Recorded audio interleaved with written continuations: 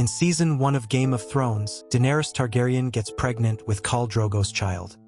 In the show, Daenerys appears as a full-grown woman. However, in the books, when she marries Khal Drogo, Daenerys is only 13 years old.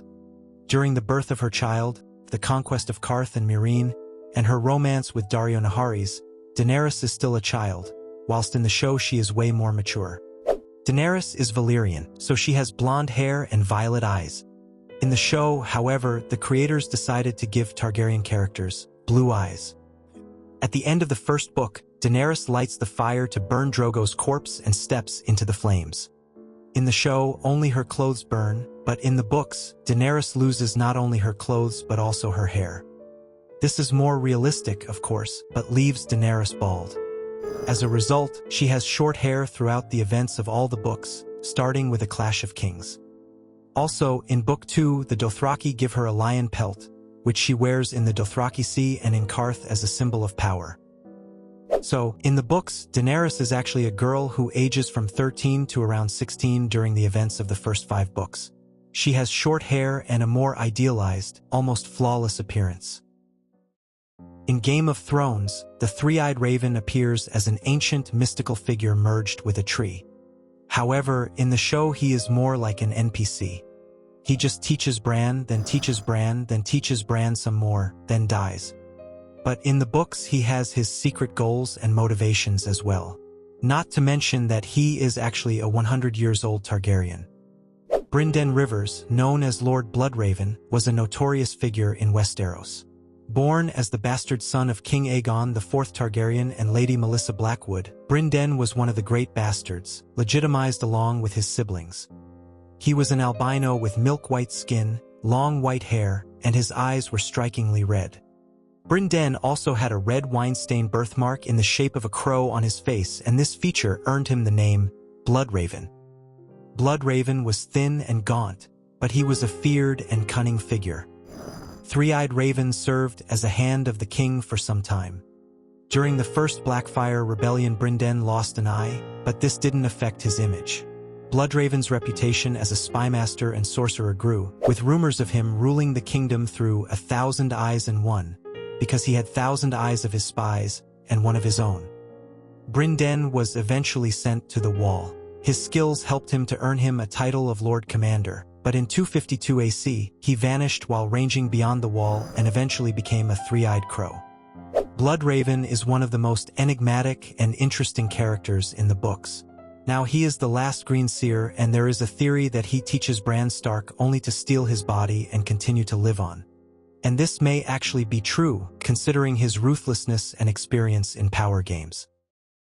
Tyrion in the show is portrayed by a handsome young man, Peter Dinklage, but in the books, he is ugly and deformed.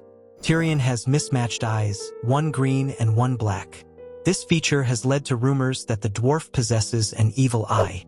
His gaze often makes others uncomfortable, and Tyrion likes to use this to his advantage while playing the Game of Thrones. His hair is blonde and appears almost white. Tyrion's head is very big compared to his body.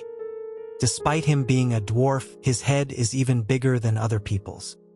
In the first book, he even struggles to put on a helmet because his head is too large for it.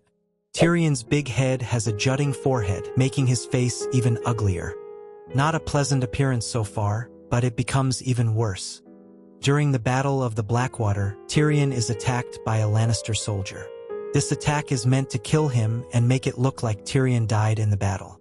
But Tyrion survives, though he is left seriously injured. In the show, everything looks very bad at first, but over time, Tyrion is left with only a scar on his face. However, in the books, the dwarf has his nose cut off, making him even more disfigured. If earlier Tyrion was described as ugly, now he is also terribly scarred. The loss of his nose makes Tyrion more self-conscious about his looks, making the poor man even more insecure. In the show, Dario Naharis is a smooth-talking and charming warrior.